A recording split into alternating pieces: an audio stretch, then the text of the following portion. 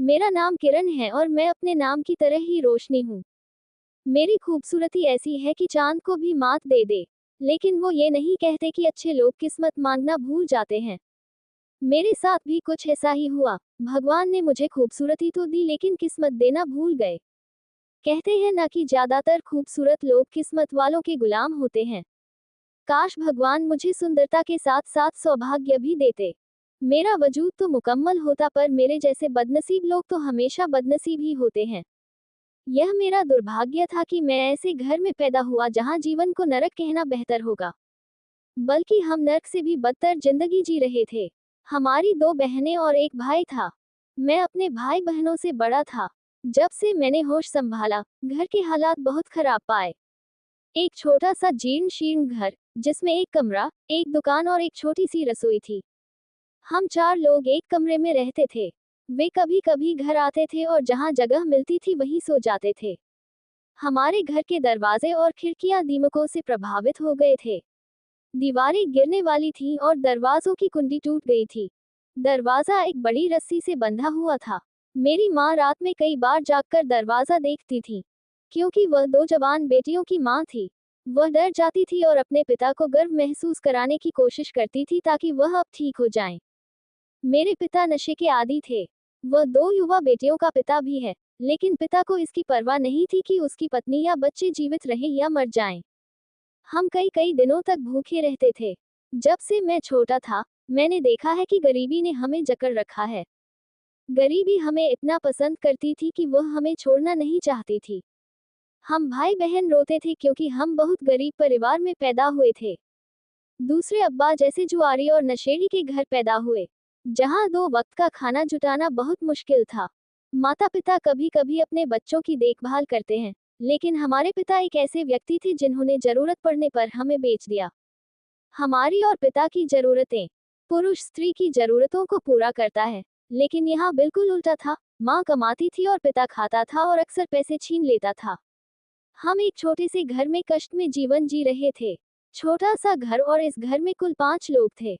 एक माँ कमाने वाली थी और 5 कमाने वाली थी। वह इतना कमाती भी थी कि मुश्किल से गुजारा कर पाती थी। लेकिन पिता अक्सर अपनी लत पूरी करने के लिए माँ की कमाई छिपाकर ले जाते थे। बचपन से लेकर आज तक ऐसी न जाने कितनी रातें गुजरी हैं, जब हम भूखे सो जाते थे और कई बार हमारे पास लगातार 2 या 3 दिनों तक खाने के लिए कुछ नहीं होता था। पिता का काम। फादर जॉन अगर काम करते तो अपने काम के पैसों से शराब पी लेते। मेरी माँ बहुत सुंदर, बड़ी बड़ी आंखों वाली, गोरा रंग, लंबी और मृदुभाषी थी। उसका मेरे पिता से कोई संबंध नहीं था, लेकिन वह भी मेरी तरह बदनसीब थी। बल्कि वह अपनी बुरी किस्मत के लिए जिम्मेदार थी और अक्सर खुद को डांटती थी। रोज शाम को कहीं से कोई आकर बताता कि तुम्हारे पिता सड़क पर नशे की हालत में पड़े हैं। मेरे अपने पिता ने मुझे बेच दिया। अचानक हमारे जीवन में एक बड़ा बदलाव आया। मेरा बा एक जुआरी थी, और एक जुआरी किसी की माँ नहीं होती। वह हमारे पिता कैसे हो सकते हैं? पिताजी ने अपनी लत और जुए के लिए मुझसे सौदा किया। आबा ने मुझे एक बुजुर्ग व्यक्ति को बेच दिया और उससे कई लाख रुपए ले लिए। उस आदमी का नाम सेठ इलियास था। वह शहर का बहुत अमीर ठेकेदार था। वह एक जवान और खूबसूरत लड़की से शादी करना चाहता था। मेरे पिता को नहीं पता कि उन्हें ये कहां से मिला। पैसों के लालच में उसने अपनी बेटी को उसे बेच दिया। सेठ इलियास से पैसे लेने के बाद पापा उसे घर ले आए और हम दोनों बहनों को इलियास के सामने शोपीस की तरह पेश कर दिया।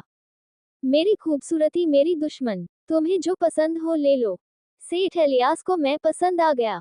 जुमेराह का खूबसूरत चेहरा हमेशा से मेरा पसंदीदा रहा है, लेकिन उस दिन मुझे अपनी बेपनाह खूबसूरती से नफरत हो गई।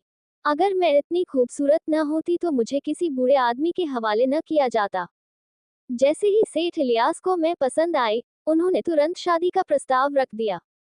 उसी समय मेरे पिता ने निकाह ख्वान बुलाया और मेरी शादी सेठ इलियास से करा दी। नशेड़ी और जुआरी बहुत खतरनाक व्यक्ति होता है और मेरे पिता भी बहुत खतरनाक व्यक्ति थे। जब ये सेठ इलियास के साथ हमेशा के लिए अपना घर छोड़कर जा रहा था तो अम्मा मेरे गले लगकर खूब रोईं। वो मुझसे माफी मांगने लगी कि वो चाहकर भी मेरे लिए कुछ नहीं कर पाई। अपने घर को हमेशा के लिए अलविदा कहकर मैं सेठ इलियास के महल जैसे खूबसूरत घर में पहुंच गया। घर सूना था, जैसे वहां कोई रहता ही न हो। सचमुच उस घर में सेठ इलियास के अलावा और कोई नहीं था। वह इतना अमीर था, फिर भी उसने एक भी नौकर नहीं रखा। वह एक अजीब इंसान था, उसे बिल्कुल अकेला रहना पसंद था। वह अपना काम भी खुद ही करता था और शादी के बाद उसने अपना सारा काम मुझ पर डाल दिया। वह बूढ़ा था और मैं एक जवान लड़की थी। उसे डर था कि मेरा किसी लड़के के साथ गलत तरह का रिश्ता तो नहीं है। इसी वजह से वह हमेशा मेरी जासूसी करता रहता था। मुझे उसका व्यवहार बिल्कुल पसंद नहीं आया। मैं सेठ इलियास की इस हरकत से बहुत चिंतित था। सेठ इलियास ने मेरे पिता को अस्पताल में भर्ती कराया था और मेरे परिवार का खर्च उठाया था। इसलिए मैंने उनके सामने कुछ नहीं बोला। मैंने सोचा कि जो भी हो, उसके मुझ पर इतने एहसान हैं। जवान लड़का और मैं अकेले। एक दिन इलियास हमेशा की तरह अपने ऑफिस जा रहा था, तभी दरवाजे की घंटी बजी।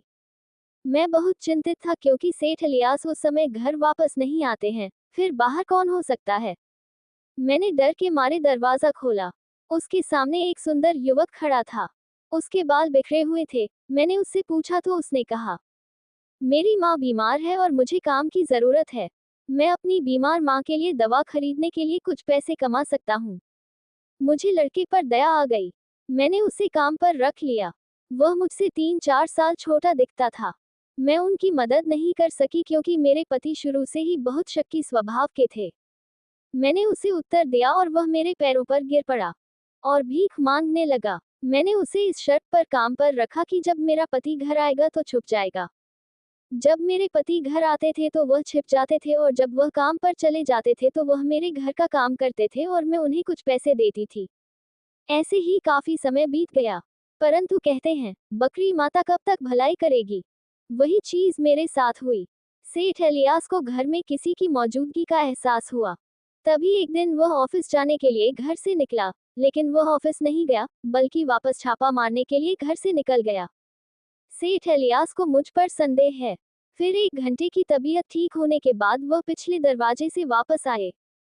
वह लड़का उस वक्त मेरे कमरे में था और मैं उसे काम के बारे में समझा रही थी। जब इलियास आया, उसकी आंखें गुस्से से लाल थीं। लड़का भागकर कोठरी में छिप गया। सेठ इलियास ने पिस्तौल हाथ में ली और कोठरी की ओर बढ़ गए। मैं डर के मारे मर रहा था। अगले ही पल वह ये देखकर हैरान रह गई। उसके हाथ से पिस्तौल गिर गई। सेठ इलियास ने लड़के को गोली मार दी। मुझे आश्चर्य हुआ कि ऐसा अचानक क्यों हुआ। तब मुझे पता चला कि वह लड़का सेठ इलियास का बेटा था। इलियास को ये भी पता था कि 5 साल पहले सेठ की पत्नी इलियास को किसी दूसरे आदमी के लिए छोड़ चुकी है। मैं सेठ के बेटे को भी अपने साथ ले गया था। अब सेठ की पत्नी का निधन हो चुका था। जब उनका बेटा अपने पिता के घर लोगों से पूछने आया, तो वह मुझसे मिला। उसने मजबूरी में मुझे सच नहीं बताया, कहीं मैं उसे बाहर न निकाल दूं। दोनों बाप बेटे एक दूसरे से गले मिल रहे थे। इलियास बुरा था, लेकिन वह बुरा इंसान नहीं था। उसकी पहली पत्नी उसे छोड़ चुकी थी, इसलिए उसके दिमाग में शक का कीड़ा घर कर गया था।